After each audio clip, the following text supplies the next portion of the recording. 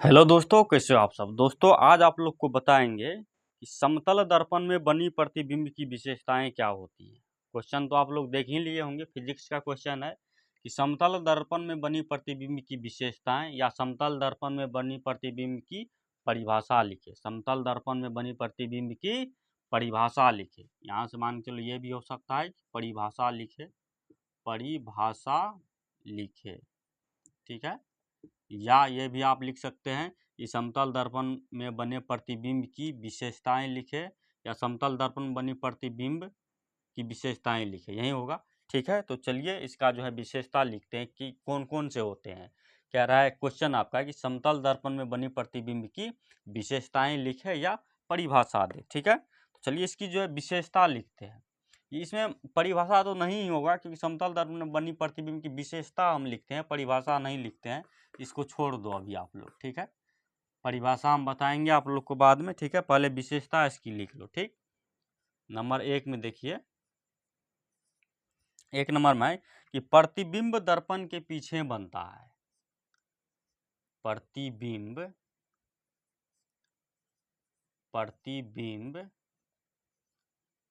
प्रतिबिंब दर्पण के पीछे बनता है, पीछे बनता है, ठीक है। पीछे बनता है, प्रतिबिंब दर्पण के पीछे बनता है, ठीक है।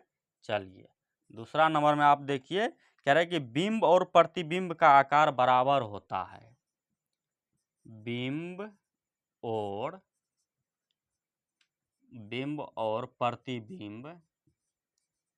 प्रतिबिंब का आकार बराबर होता है, ठीक है।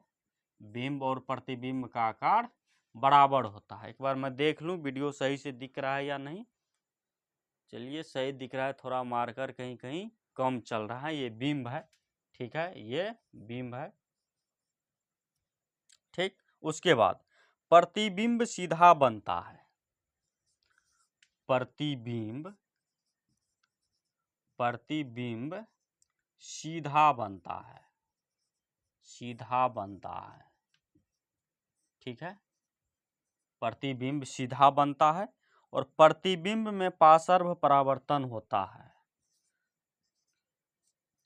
प्रतिबिंब में पार्श्व परावर्तन होता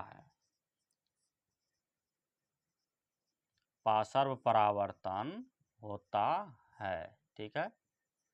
प्रतिबिंब में पार्श्व परावर्तन होता है। प्रतिबिंब आभासी या अवास्तविक बनता है, ठीक है। प्रतिबिंब आभासी या अवास्तविक, प्रतिबिंब आभासी या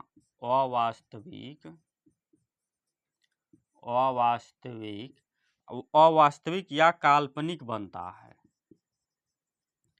ये तीनों हो जाएगा, काल्पनिक बनता है या काल्पनिक बनता है। प्रतिबिंब को पर्दा पर प्राप्त नहीं किया जा सकता है। प्रतिबिंब को पर्दा पर नहीं उतारा जा सकता है,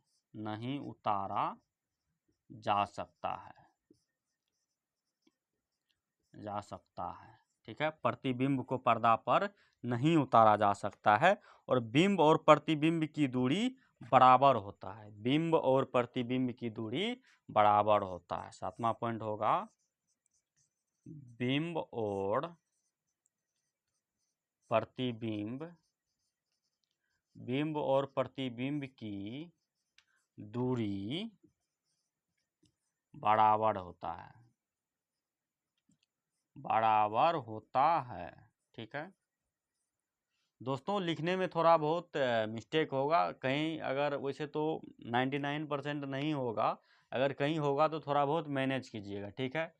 तो फिजिक्स का ये क्वेश्चन है और क्वेश्चन क्या है हमारा कि समतल दर्पण में बनी प्रतिबिंब की विशेषताएं लिखे। ध्यान देंगे कि समतल दर्पण में बनी प्रतिबिंब की विशेषताएं लिखे। तो प्रतिबिंब दर्पण के पीछे बनता है, ठीक है, प्रतिबिंब दर्पण के पीछे बनता है। बिंब और प्रतिबिंब का आकार बराबर होता है। प्रतिबिंब सीधा बनता है।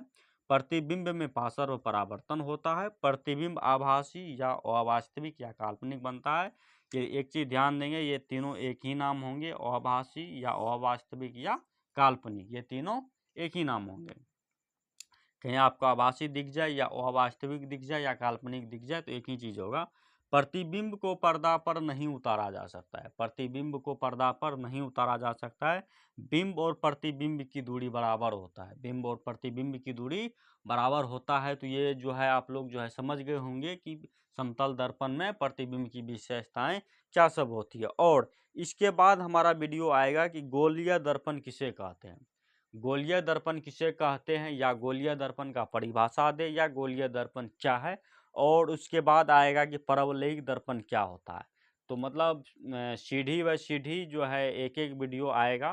तो चैनल को लाइक एवं सब्सक्राइब आप लोग जरूर करके रखिएगा ताकि जब भी हम वीडियो डालें तो आपके पास नोटिफिकेशन फटाक से पहुंच जाए। तो इस चैनल को लाइक एवं सब्सक्राइब जरूर कीजिएगा। धन्यवाद।